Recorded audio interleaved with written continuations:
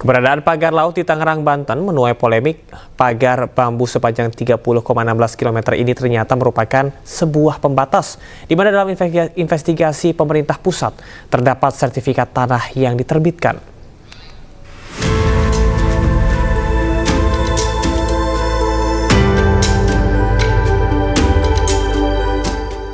Pagar laut bambu yang membentang sepanjang 30,16 km ini sebelumnya sudah dilaporkan sejak bulan Agustus 2024 silam.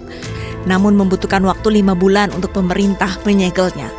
Hal itu pun setelah tersebar luas video dan foto-foto di media sosial hingga viral. Pagar laut ini melintasi 16 desa. Alhasil, sebanyak hampir 4.000 nelayan terdampak karena keberadaan pagar laut ini. Jika sebelumnya nelayan hanya membutuhkan bahan bakar minyak berupa solar 5 liter untuk melaut, kini dengan adanya pagar laut mereka harus memutar lebih jauh sehingga membutuhkan 10 liter solar untuk mencari ikan. Miris ikan pun makin sulit ditangkap di perairan dangkal karena pagar bambu di laut. Oh, tidak ada, kalau sosialisasi tidak ada sama sekali. Kita semua nggak ada yang tahu di sini. Ini pagar laut buat apa gitu. Sangat mengganggu sih Pak, karena ya untuk akses jalan saja kita sangat terganggu. Untuk jalan lurus saja kita nggak bisa gitu, harus muter dulu gitu, nyari jalan. Sangat mempengaruhi juga karena kita juga boros solar sih, terlalu muter-muter lah. Biasanya singkat, ini terlalu mundar-mandir sana sini nyari jalan dulu gitu. Pemerintah pun langsung bergerak cepat. Presiden meminta pagar laut segera dibongkar. Selidik punya selidik. Pagar bambu yang berdiri merupakan patok atau pembatas. Mirisnya dari kawasan yang terdapat pagar laut ternyata memiliki sertifikat hak guna bangunan dan sertifikat hak milik sebanyak 263 yang diterbitkan di perairan sekitar Tangerang, Banten. Kami membenarkan ada sertifikat yang berseliweran di kawasan pagar laut sebagaimana yang muncul di banyak sosmed tersebut. Jumlahnya 263 bidang dalam bentuk SHGB atas nama PT Intan Agung Makmur sebanyak 234 bidang dan atas nama PT Cahaya Inti Sentosa sebanyak 20 bidang. Dalam konteks hukum dan pengelolaan, ruang laut juga meliputi perairan pesisir sejauh 12 mil dari garis pantai. Setiap orang yang melakukan kegiatan pemanfaatan ruang laut secara menetap di perairan pesisir, wilayah pesisir, dan wilayah yurisdiksi wajib memiliki kesesuaian kegiatan pemanfaatan ruang laut atau KKPRL. Tanpa adanya KKPRL, maka setiap pembangunan akan dianggap ilegal dan akan dikenakan sanksi. Ya, secara yuridis kan harus ada yang mengakui siapa yang punya dan seterusnya dan seterusnya dan seterusnya.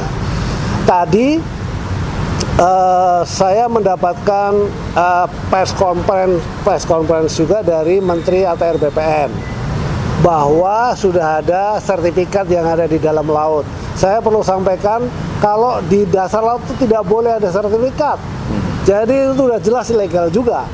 Kita dapatkan data awal ini sejak tahun 2023. Ya tentunya semua yang sudah disahkan ketika itu kan sudah berlaku sebelumnya begitu. Tetapi juga memang ada ketentuan sebelum 5 tahun kalau memang ternyata ada yang tidak sesuai, baik itu ada yang tidak sesuai atau cacat baik prosedur maupun material, apalagi kalau ada cacat hukumnya, itu maka harus segera dievaluasi, bahkan dicabut apakah itu SHM atau HGB, dan kita akan lihat secara utuh ya, karena ini juga terkait dengan masyarakat dan hukum di negara kita.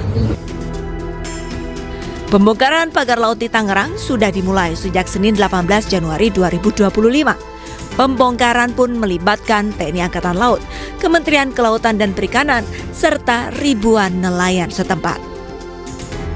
Dari Jakarta, Tim Liputan iNews melaporkan. Kita awali ini sore dengan informasi. Pembongkaran pagar laut di Tangerang hari ini kembali dilakukan. Pembongkaran melibatkan sebanyak 1.500 personil TNI Angkatan Laut, KKP, dan nelayan.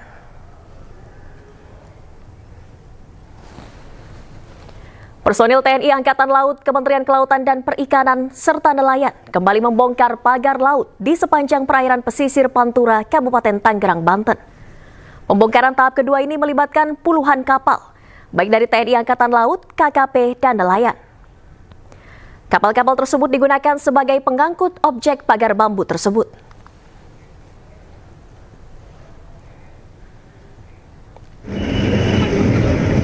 Sementara itu, personil Angkatan Laut membongkar pagar laut yang tertancap dengan mengaitkannya ke tali dan menariknya dengan perahu.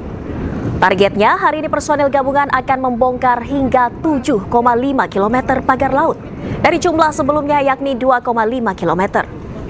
Pembongkaran pagar laut sepanjang 30 km ini akan dilakukan bertahap dan ditargetkan akan selesai dalam waktu 10 hari.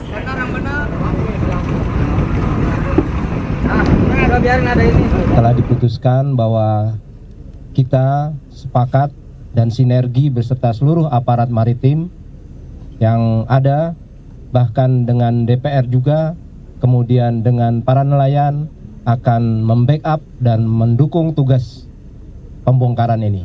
Kemudian karena ini juga sudah menjadi perintah dari Presiden dan Panglima TNI.